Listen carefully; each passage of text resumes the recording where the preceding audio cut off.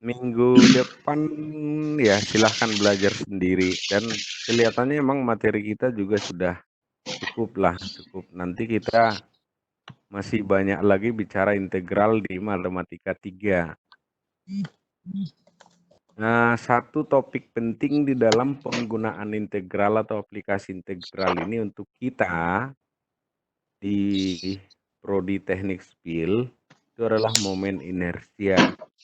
Ini di dalam analisa struktur, baik itu struktur gedung atau bangunan-bangunan hidrolik, jembatan, dan lain-lain itu selalu bertemu dengan konsep inersia. Coba yang masih membunyikan audionya dimatikan ya. Tori Primus itu kayaknya masih bunyi-bunyi terus itu.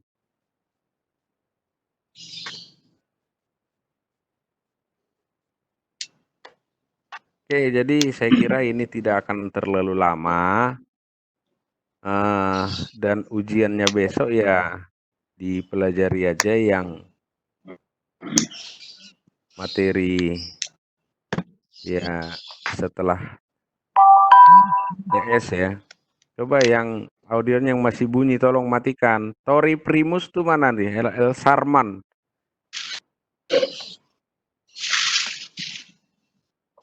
Oh, masih ada yang bunyi-bunyi terus ya.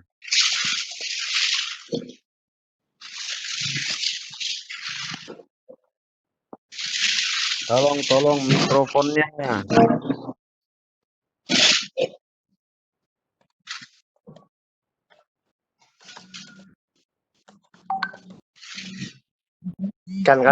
Pingkan kah Senda mau masuk, Pak? Nah, terus? Ya, pintunya dibuka, Pak. Loh, masih terbuka kok. Si Pak.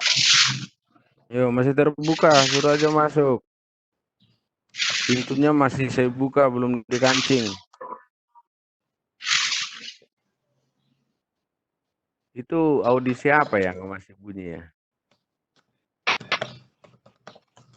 Oke, kita lanjutkan. Ini nggak lama-lama ya.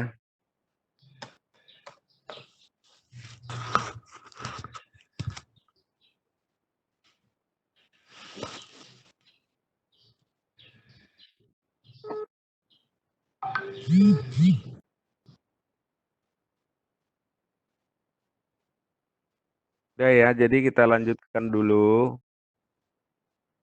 Kita bicara momen inersia. Saya tadi bilang moga-moga ini nggak lama, biar cepat selesai. Moga-moga si COVID-nya juga cepat kabur. Ini kuliah begini kan juga menurut saya tidak terlalu maksimal ya. Karena banyak kendalanya di sinyal lah, inilah dan sebagainya. Dan interaksi itu kan tentu saja sangat kurang. Tetapi saya berharap kalian semua ya dengan motivasi dan keinginan untuk mengerti, silahkan dipelajari baik-baik. Jika tidak tahu ya carilah sumber-sumber lain untuk menambah pemahaman melalui literatur atau bertanya ke siapapun yang kita kira bisa kita tanya, kan tidak jadi soal. Itulah inti dari belajar. Belajar itu tidak boleh atau malu gitu ya bertanya. Karena namanya belajar itu berarti kita dari tidak tahu, berharap kita jadi tahu. Momen inersia ini tadi saya katakan ini satu hal penting di dalam prodi teknik sipil karena selalu bertemu nanti dengan konsep-konsep inersia, tentu saja terkait dengan kekuatan. Ya, kekuatan apa adalah kekuatan material struktur yang kita akan gunakan. Misalnya baja, beton, dan bahan-bahan struktur lainnya. Ya. Momen inersia suatu area bidang. Area itu sebenarnya ya bidang, tetapi area bidang supaya lebih, ini maksudnya penekanan aja. Kalau kita lihat di gambar itu terhadap sumbu X dan sumbu Y bisa kita cari sehingga kita mengenal inersia IX dan IY. ya. Jadi nanti di dalam analisa penampang material struktur, elemen struktur, kita biasa mencari IX dan Y-nya. Lalu kita lihat dia lebih kuat ke arah mana kan kira-kira gitu. Arahnya nanti ini ke metode kekakuan. Nanti dianalisa struktur 4 dan analisa struktur 5 di dalam rumus-rumusnya yang diturunkan dengan tentu saja banyak menggunakan eh, alatnya untuk menurunkan rumus-rumusnya itu adalah matematika, khususnya konsep integral. Tetapi selama ini kebanyakan kita tinggal menggunakan. Tetapi sesungguhnya itu udah diturunkan dulu misalnya, nanti akan kita lihat ya. Ketika kita mencari momen inersia penampang persegi panjang, misalnya penampang sebuah elemen balok, kita biasa langsung ingat rumusnya 1/12 BH pangkat 3 atau BH pangkat 3 per 12. Dari mana rumus itu sebenarnya itu diperoleh melalui penurunan menggunakan konsep integral dengan banyak metode. Jadi alatnya adalah integral tapi metodenya banyak.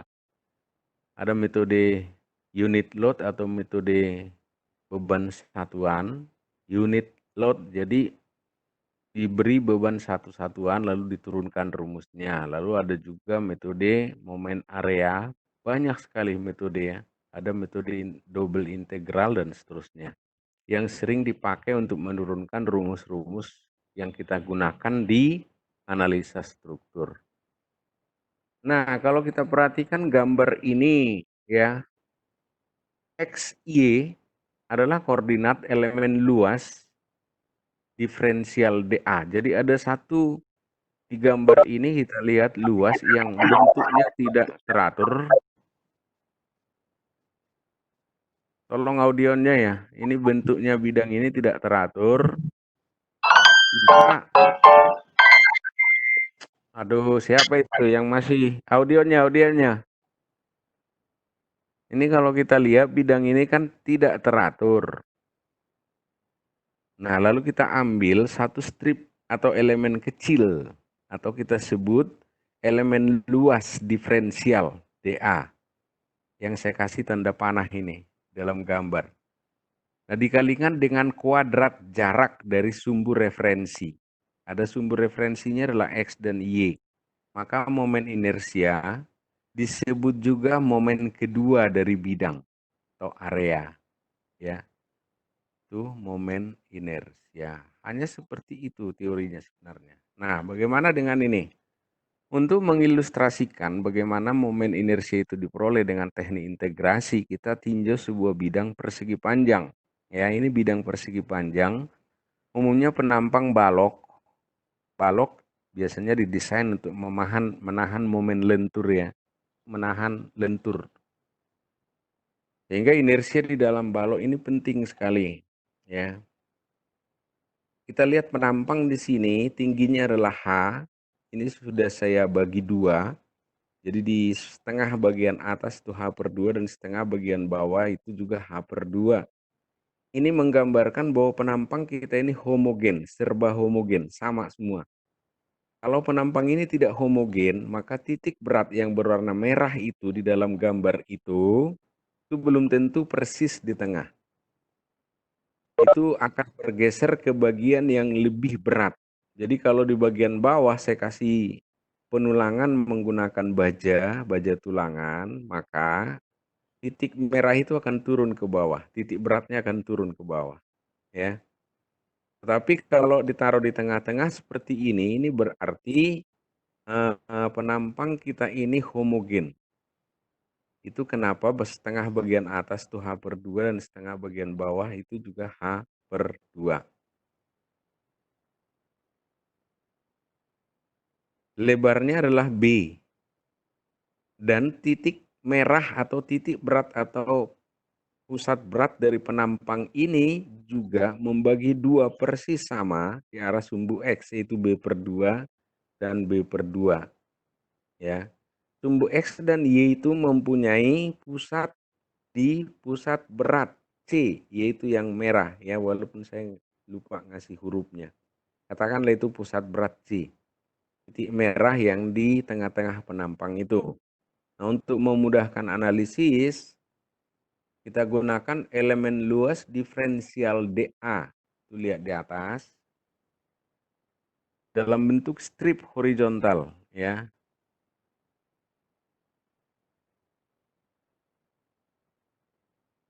Jadi ini maksudnya, elemen luas, ada strip horizontal. Dengan lebar B dan tingginya DY. Ini. Lebarnya tetap D. Tingginya DY. Sebenarnya strip ini bisa kita buat arah vertikal. Bisa. Sehingga ada kalimat di bawah ini. Saya langsung loncat dulu ke sini. Oh bukan, nanti strip vertikalnya. Kan. Jadi artinya strip itu bisa ke arah ini nanti kita ambil. Ya. Dan itu akan menghasilkan inersia ke, kalau kita cari ke pusat beratnya akan hasilnya akan sama. Nah, sehingga DA ini yang saya tulis di sini DA, luasnya adalah BDY. Itu kenapa disebut tadi elemen luas diferensial DA. Berarti itu kecil sekali. Kita ambil strip ini kecil. Ya.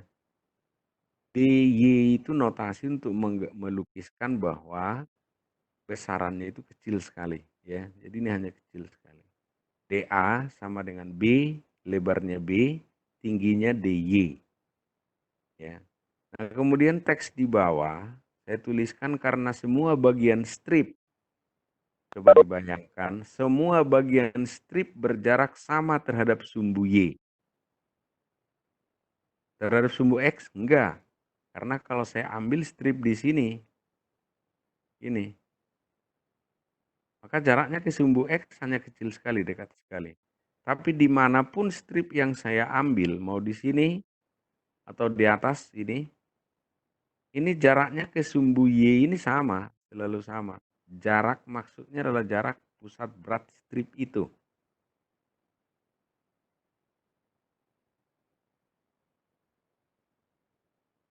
Maka momen inersia IX dapat dinyatakan terhadap sumbu X sebagai berikut. Coba kita lihat rumus.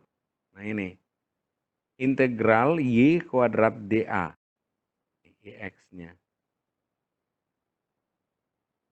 Nah kalau kita lihat, dA ini tadi kan BDY. Ya. Sehingga ini saya ganti dengan BDY. Nih. Kemudian batas pengintegralan kita adalah tadi di sebelah atas titik merah itu adalah H/2. Ini. Di bawahnya juga H/2. Tapi karena di bawah sesuai aturan koordinat, di bawah apa? Di bawah titik merah ini. Maka H/2 yang di bawah itu saya beri tanda negatif. Batas pengintegralannya. Nih. Jadi batas pengintegralan di H/2. Batas pengintegralan di bawah minus H/2. Tadi katanya karena dikalikan dengan kuadrat jarak. Itu kenapa jadi Y kuadrat. Ya, Y kuadrat dA atau Y kuadrat BDY. Kita tahu bahwa B atau lebar penampang persegi itu adalah konstanta ini. Maka ini saya keluarkan di sini. Jadi sekarang integral kita tinggal ini.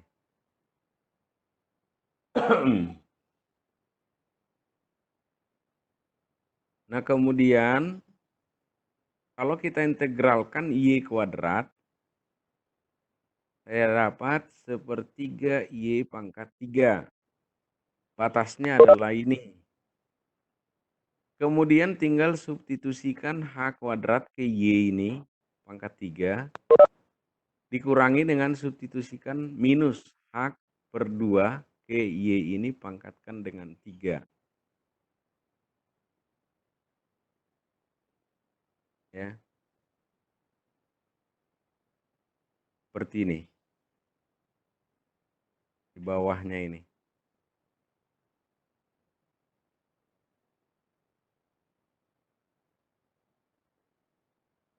Jadi kita dapatkan ini substitusi H per 2 pangkat 3, ini minus H per 2 pangkat 3.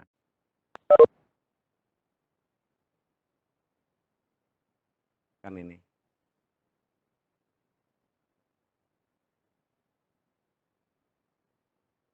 B kali sepertiga langsung saya tulis B per 3.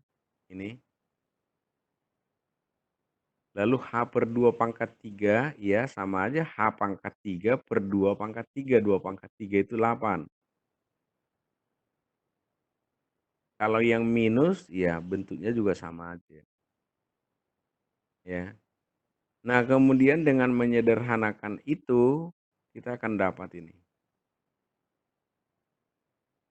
Dan ini. Nah, min dengan minus, ini, BH pangkat 3 per 24, minus lagi BH pangkat 3 per 24, kita dapatkan BH pangkat 3, ini berubah jadi plus di sini. BH pangkat 3 ditambah BH pangkat 3 berarti 2 BH pangkat 3, 2 dengan 24, dicoret jadi 12. Sehingga kita dapat inersia dari penampang seperti ini adalah BH pangkat 3 per 12 atau 1/12 BH pangkat 3. Ini sering sekali kita pakai ini di dalam bentuk-bentuk penampang persegi. Jadi asalnya dari situ tuh rumus ini. Oh, inersia penampang persegi 1/12 BH pangkat 3. Ternyata kita bisa dapatkan dari cara integral ini. Ya. Itu kenapa tadi di depan saya sampaikan bahwa banyak sekali rumus-rumus di analisa struktur yang selama ini kita tinggal pakai, tapi sebenarnya itu diturunkan melalui pendekatan-pendekatan seperti ini. Nah, dengan cara yang sama kita dapat gunakan elemen luas diferensial dalam bentuk strip vertikal. Saya bilang tadi bahwa yang baru saja kita bicarakan itu kita mencari inersia dengan mengambil strip horizontal seperti ini. Kalau kita pakai strip vertikal, ya, maka luasnya adalah H kali dx. Itu sudah pasti. H adalah tinggi dari penampang tadi. Ya. Lebarnya adalah dx atau tebalnya si strip itu.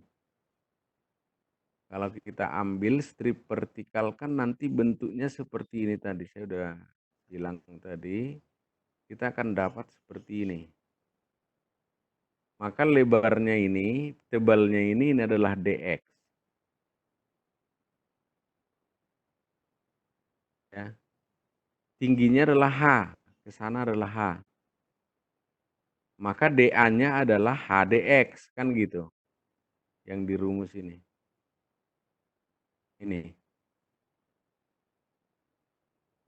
Maka saya tulis di sini dengan cara yang sama digunakan elemen luas diferensial dalam bentuk strip vertikal, maka luasnya dA itu sama dengan H kali dx. Kemudian karena semua bagian strip itu berjarak sama terhadap sumbu Y, maka momen inersia IY dapat dinyatakan terhadap sumbu Y sebagai berikut. IY sama dengan X kuadrat dA. Jadi lihat, Kalau mencari IX, ini adalah Y kuadrat. Kalau mencari IY, ini adalah X kuadrat.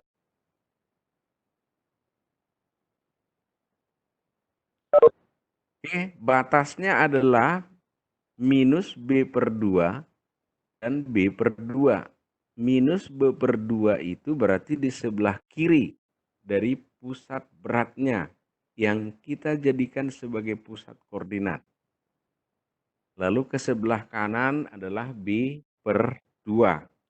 Maka batas bawah minus B per 2 dan batas atas plus B per 2 dari X kuadrat, luas dA-nya adalah H kali dx. Itu hasilnya nanti kalau diselesaikan dengan cara tadi seperti ini, itu hasilnya juga kita akan dapat bentuknya seperti ini. Kalau tadi kan BH pangkat 3 dibagi 12. Ya. Ini terhadap sumbu X. Ini IX-nya.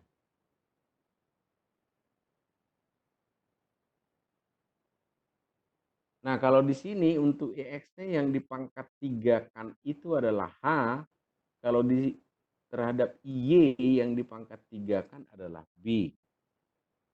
Nah, sepintas kita tahu bahwa nilai IY dan IX pasti lebih besar jika ini yang dikuadratkan adalah hanya untuk balok. Karena balok biasanya bentuknya seperti ini. B-nya ini kira-kira tingginya 2B. Hanya itu kira-kira 2B. Itu biasa untuk balok. Karena memang didesain untuk menahan tur. Sehingga kalau ini kita lihat lebih besar dan itu dipangkatkan 3, maka sudah pasti hasilnya lebih besar. Artinya IX itu lebih besar biasanya daripada IY untuk balok. Ya, jadi tolong dipahami nanti di analisis bahan nya. Nah, jika sumbu lain dipilih, maka momen inersia akan mempunyai harga yang berbeda. Sebagai contoh kita tinjau terhadap sumbu BB yang berada di alas persegi panjang gambar tadi. Jadi di gambar tadi kan ini ada alasnya BB. Gimana kalau momen inersia kita tinjau ke sini? Kalau tadi kan kita tinjau ke X dan ke Y. Bisa juga kita tinjau ke sumbu lain. Ambil misalnya BB.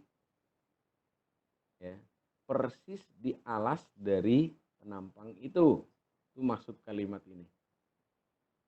Nah, jika sumbu BB itu kita pilih sebagai referensi, maka Y harus didefinisikan sebagai jarak dari sumbu tersebut ke elemen luas diferensial dA. Selanjutnya analisis momen inersi akan menjadi seperti ini. Jadi IBB itu sama dengan integral Y kuadrat dA, sama seperti ke IX tadi. Cuman batas pengintegralannya adalah 0 sampai H. Kalau tadi terhadap sumbu X kan batas pengintegralannya adalah minus H per 2 sampai H. Kalau ini 0 sampai H. Luas elemen dA itu sama juga, rumusnya adalah B kali dy. Nah, jadi yang membedakan hasil integralnya betul adalah batasnya ini yang berbeda.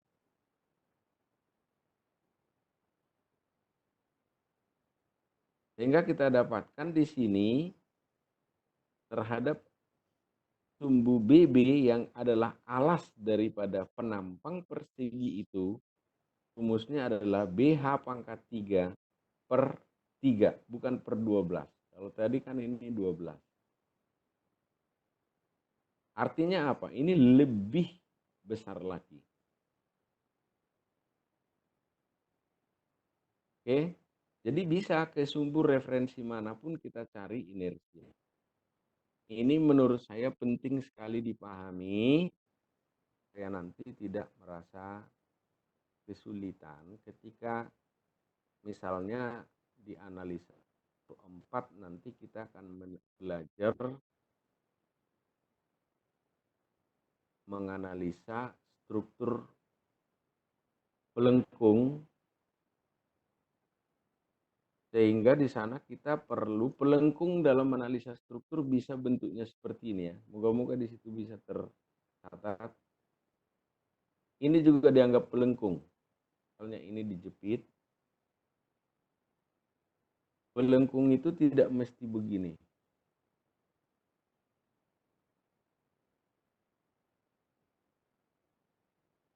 Nah, kalau seperti ini pusat berat struktur itu ada di sini, katakanlah di sini. Sehingga kita buat sumber referensi begini. Maka setiap elemen ini, kalau ini elemen 1, ini elemen 2, elemen 3, maka setiap elemen ini akan kita cari inersianya nanti ke pusat berat ini. Ya. Jadi inersia itu tidak selalu kita lihat seperti tadi ini, harus di sini pusat beratnya, lalu kita cari IX-nya, lalu kita cari Y-nya, bukan. Ke sumbu manapun, bahkan di luar sini sumbunya, di luar dari bidang ini, bisa kita cari inersianya. Nah, maka definisi di awal itu perlu di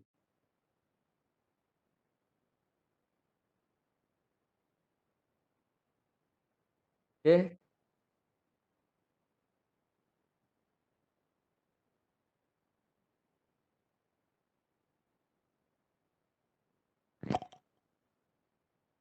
Nah, di sini saya tulis juga ternyata jika diperhatikan tampak bahwa momen inersia terhadap sumbu BB lebih besar dari momen inersia terhadap sumbu pusat berat X.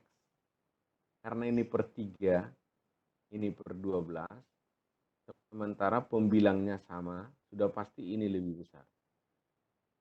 Nah, umumnya momen inersi akan bertambah jika sumbu referensi dipindahkan sejajar dengan sumbu tersebut menjauhi pusat berat.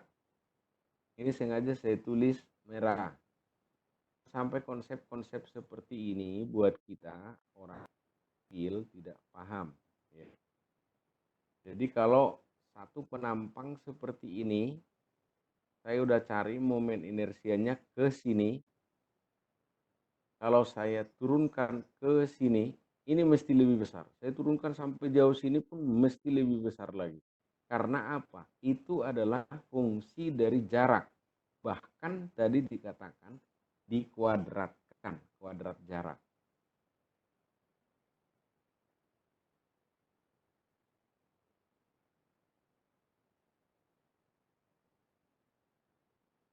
Oke, coba kita lihat seperti ini. Ada lagi bidang persegi panjang, tetapi di tengah-tengah dilubangi seperti ini.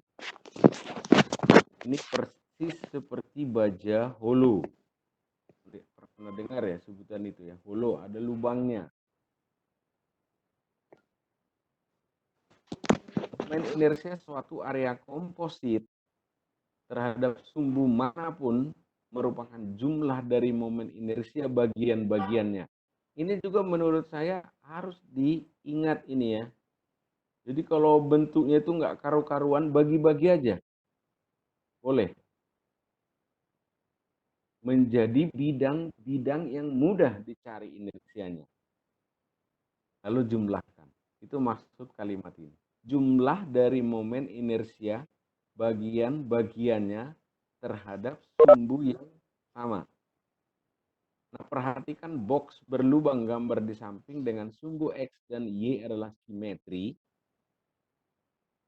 dan melalui pusat berat C. Ya. Jadi tetap ini adalah pusat beratnya, tapi yang berwarna di tengah-tengah ini, warna pink ini kosong gitu ya.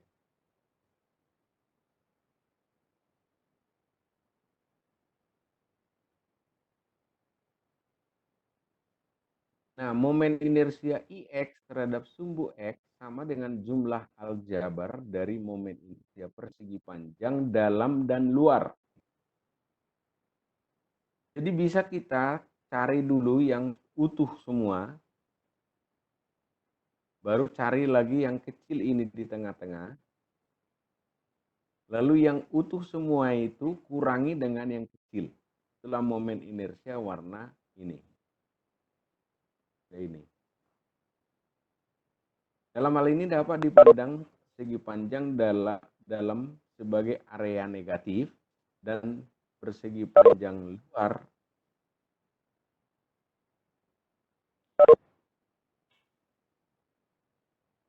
jadi kembali ke tadi ya, jumlahkan semua, hitung dulu semua utuh, seolah-olah tidak ada bolongan.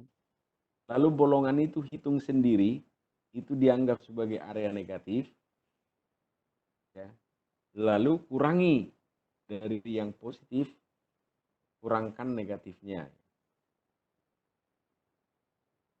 Jadi persegi panjang dalam ini kita pandang sebagai area negatif, dan persegi panjang luar kita pandang sebagai area positif. Itu mudah, jadi kasus seperti ini mudah. Tinggal kita hitung, seolah-olah kita hitung ini utuh semua seperti kasus yang pertama. Lalu yang di dalam ini kita hitung lagi utuh, tetapi kita anggap itu negatif, lalu dikurangkan. Itu aja.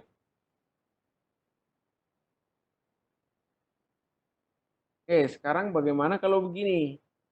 Ini garis ini tidak ada. Tidak begini. Kalau begini berarti sama dengan kasus baru saja. Ini berbentuk kanal atau C gitu. Nah, jadi untuk kasus yang tadi sebenarnya saya loncati malah rumusnya ini. Kalau yang pertama yang luar ya.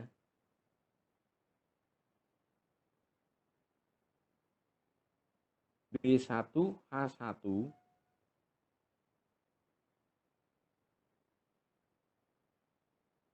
jadi ini bisa saya anggap B1, ini H1-nya, ini B-nya, ini H-nya. Untuk yang pertama gunakan B dan H, untuk yang kedua gunakan B1 dan H1, lalu kurangkan. Oke, sebentar ya. Ya, halo Bu.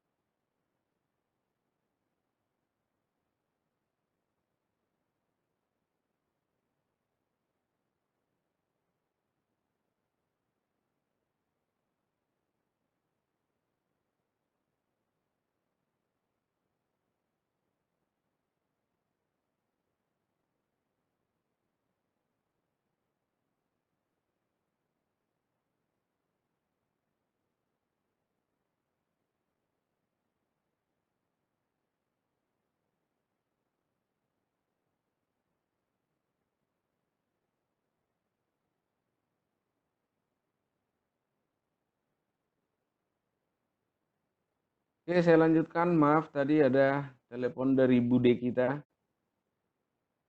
Halo, yang lain gimana? Pada dengar dah? Dengar, Pak. Oke. Dengar dong, Pak.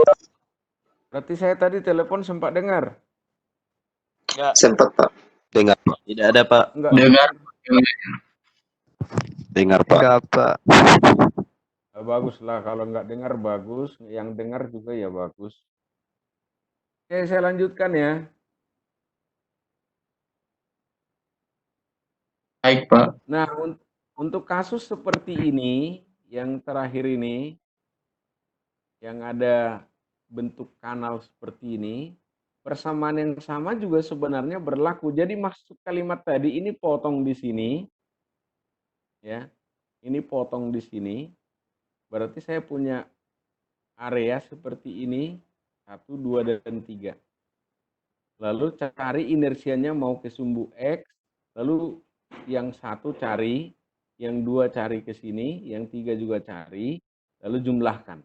Itu juga bisa, itu jauh lebih mudah. Ya. Ini juga bisa kita hitung utuh lagi, tapi kita pandang lagi bagian yang tengah ini adalah bagian area negatif. Tetapi kalau cara itu kita lakukan, menentukan I-nya, karena di sini tidak ada apa-apa, bolong. Sini. Untuk penampang kanal seperti ini membutuhkan penerapan teorema sumbu sejajar. Ya. Sehingga kita akan bicarakan itu juga di langkah berikutnya. Moga-moga udah jam berapa nih? Moga-moga cepat selesai. Teorema sumbu sejajar untuk momen inersia.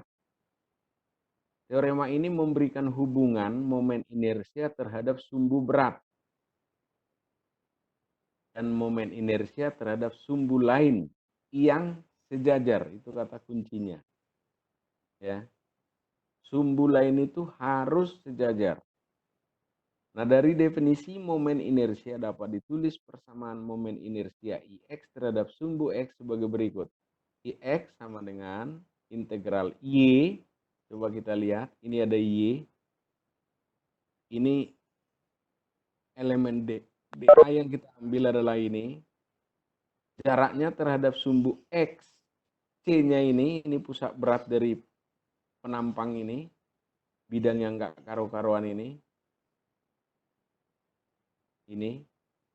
jaraknya adalah Y. Berarti harus kita tambahkan dengan D1 untuk sumbu X di sini. Ini X, ini XC. Dengan catatan XC dan X ini sejajar. Ya, jadi dia sejajar. YC dengan Y juga harus sejajar. Makanya judul kita teorema sumbu sejajar.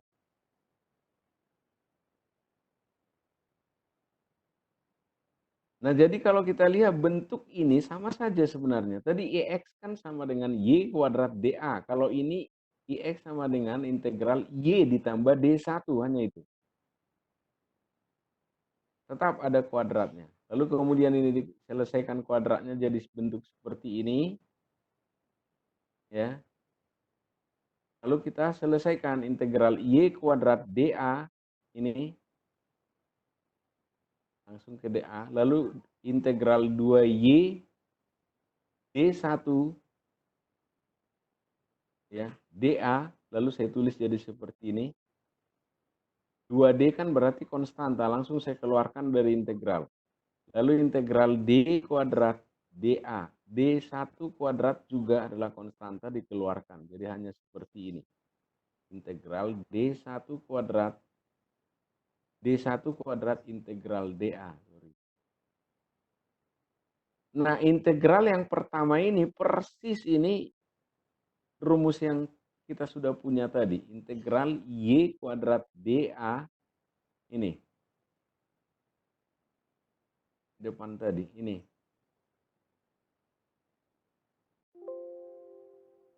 Persis sama. Ini. Makanya saya tulis di sini. Ini momen kedua atau momen inersia IXC seperti kasus pertama tadi. Lalu yang kedua, 2D1 integral YDA ini adalah momen pertama area yang dimaksud. Ini bernilai 0 karena sumbu XC melalui pusat berat. Ya. Jadi ini nilainya 0. Integral yang kedua ini. Sedangkan integral yang ketiga, D1 kuadrat integral dA itu adalah luas bidang yang kita maksud. Ya. Jadi kita bisa tulis, karena ini 0, tidak usah lagi kita tuliskan di rumus kita, sehingga kita tulis IX sama dengan IXC ini ditambah 0, ini nggak usah ditulis lagi, ditambah A kali D1 kuadrat. Integral dA ini, integral dA ini kan sama dengan A. Integral dx sama dengan x. Ingat ya.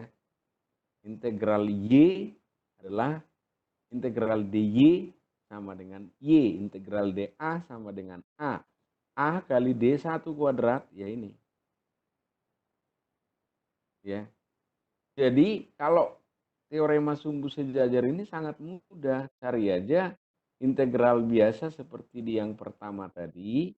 Tambahkan dengan luas kali jarak dari pusat berat bidang itu ke sumbu yang kita cari inersianya. Lalu jaraknya itu kuadratkan. Ya. Jadi kalau kita lihat satuannya A itu luas, mesti kuadrat. Ya toh? Lalu di sini ada D1 kuadrat, berarti kuadrat pangkat 2 lagi. Pangkat 2 dengan pangkat 2 jadi pangkat 4. Satuan inersianya pangkat 4. Kita lihat. Ya.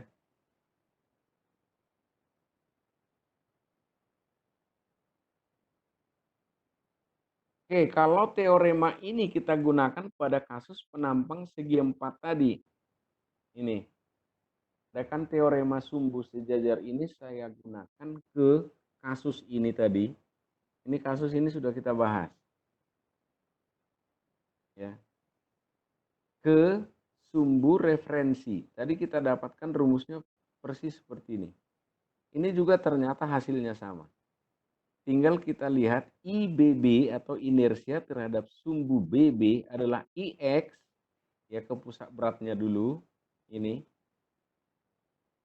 ditambah A kali D kuadrat. Ya. Tadi kita dapat IX-nya adalah BH pangkat 3 per 12. Kita dapat di awal tadi. Lalu kemudian AD kuadratnya adalah ini. B kali H itu luas. Lalu D kuadrat itu berarti H per 2. Ini kan H per 2, jarak.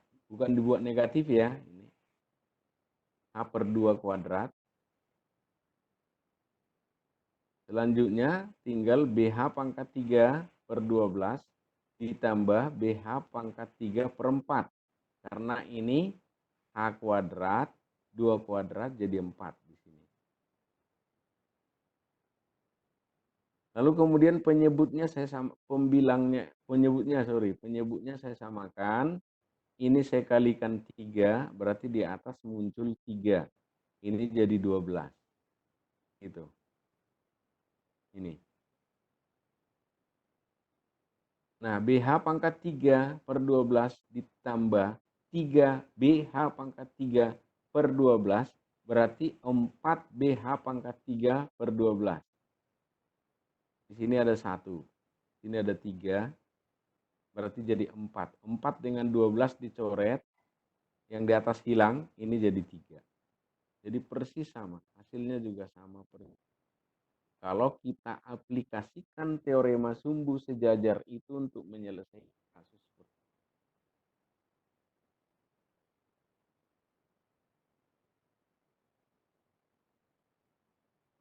Jadi sebenarnya inersia itu bukan sesuatu yang susah dipahami.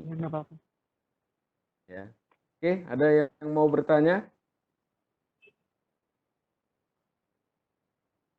Halo. Halo Pak. Iya. Ada yang mau ditanyakan?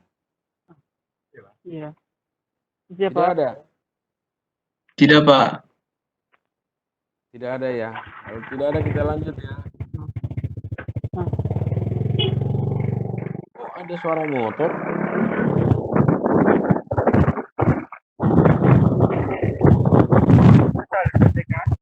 Tuh, siapa itu?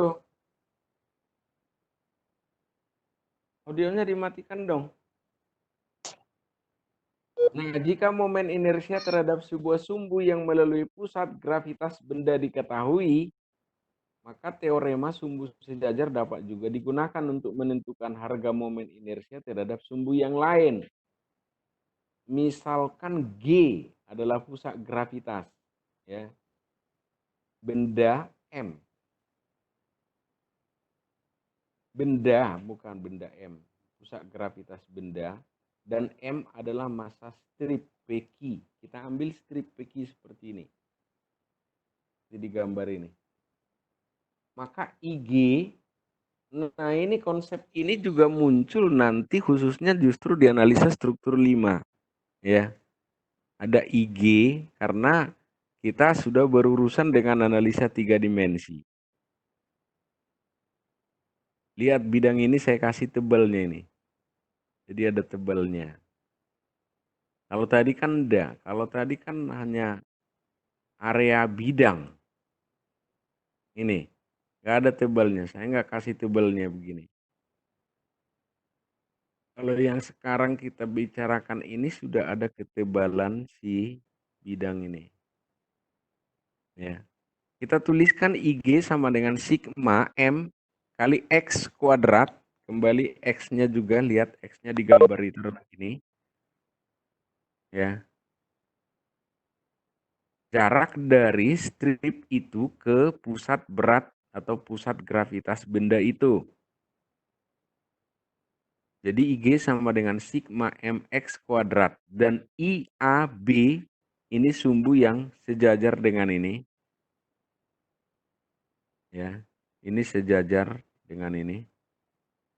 Lalu kita mau cari IAB menggunakan teorema sumbu sejajar tadi. Adalah sigma M. Nah, X kuadratnya sekarang berarti X tambah L ini. Ini X, ini L. Dikuadratkan, karena jaraknya harus kuadrat.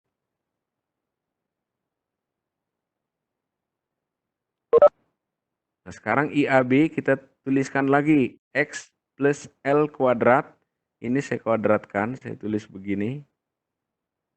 Saya selesaikan jadi begini. Ya. Lalu sigma M X kuadrat itu adalah ini tadi. Ini. Lalu ditambah 2. Bukan, sigma 2M X L. Ya. Lalu kemudian ditambah sigma M L kuadrat. Jadi IAB bisa kita tuliskan seperti ini. Ya. Jadi sebenarnya juga nggak ada yang susah di sini. Oke, saya lanjutkan lagi dulu. Nah, sigma MX itu bernilai 0 karena sumbu XX melalui pusat gravitas benda. Kira-kira mirip dengan yang tadi, ya. Integral kedua itu kan bernilai 0 karena jaraknya juga 0. Yang di sini nih, ini. Tuh, udah lewat, ini. Ini juga kan bernilai 0 tadi. Maka analoginya ketika kita menerapkan itu di teorema sumbu sejajar untuk bidang yang memiliki ketebalan, ini juga sama, bernilai 0 karena sumbu XX melalui pusat gravitas benda. Dengan demikian kita bisa tulis sigma MX kuadrat itu adalah IG-nya, sigma MX-nya adalah 0, sigma M-nya adalah M, lihat di sini M kecil ya. Hasilnya adalah M besar. Dengan mensubstitusikan hasil ini ke dalam persamaan sebelumnya, kita akan peroleh IAB adalah IG ditambah ML kuadrat. Ya, ini.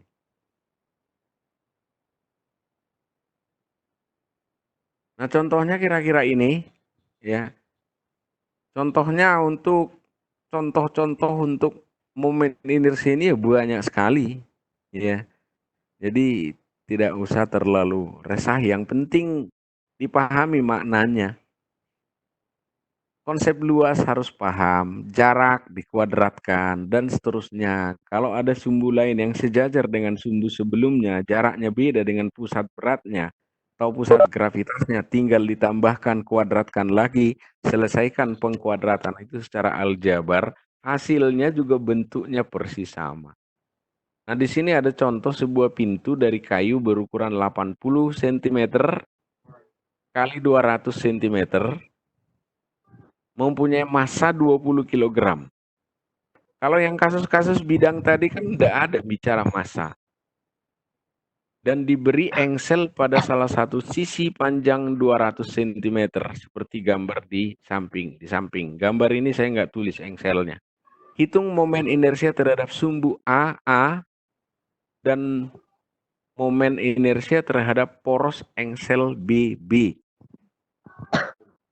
Itu di diktat itu juga sebenarnya itu ada. Jadi di diktat semua ini ada. Jadi kita tinggal mengaplikasikan rumus yang kita punya tadi.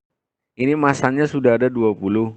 Jaraknya tadi karena lebar pintunya adalah 80, kuadratkan ketemu 256.000 per 12 kg senti kuadrat.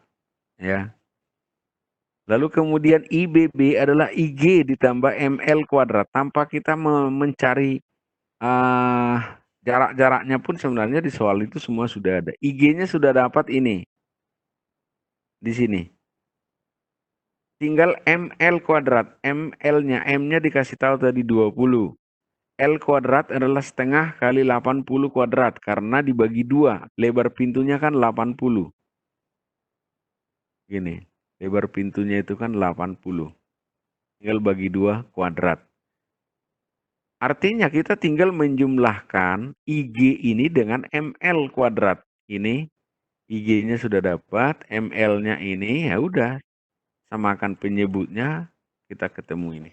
Udah, selesai.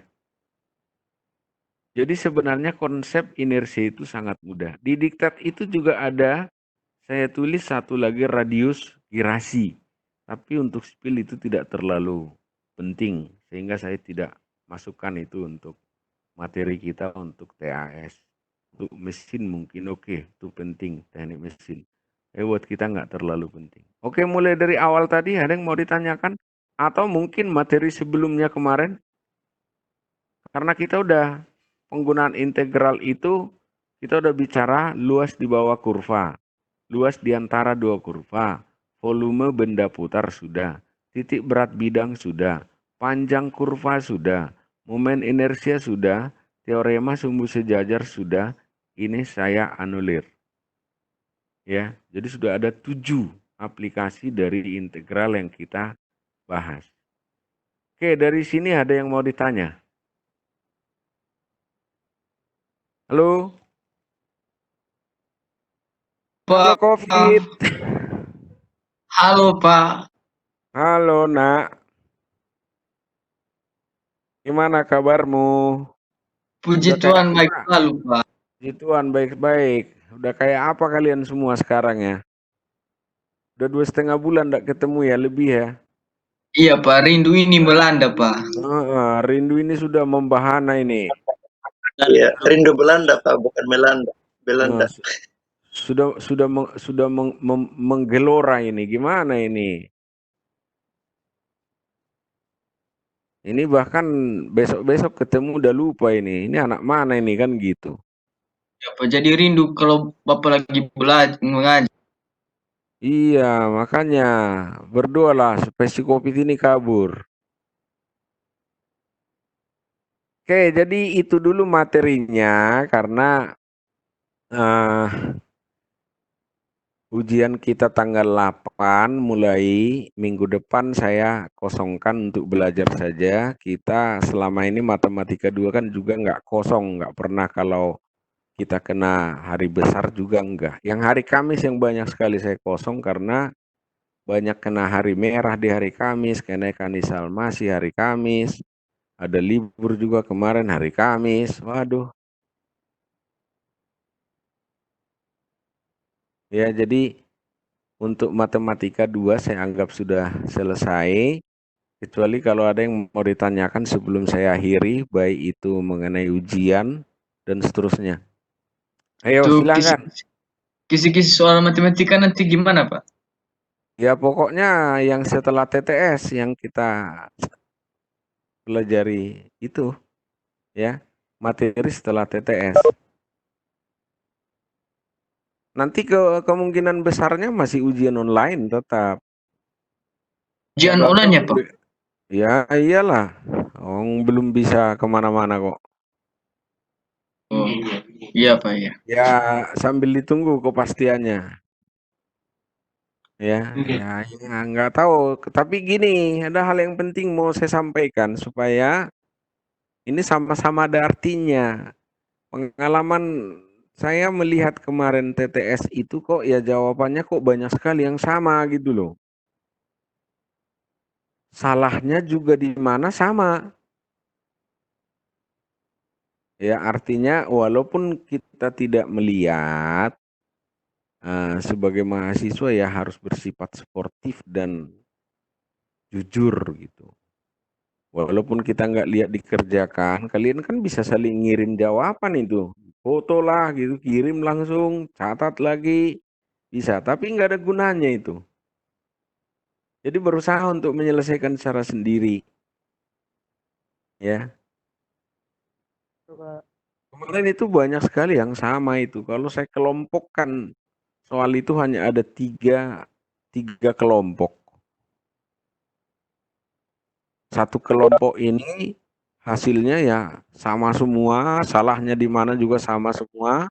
Kelompok yang satu lagi juga sama, kelompok yang satu lagi juga sama, gitu terus.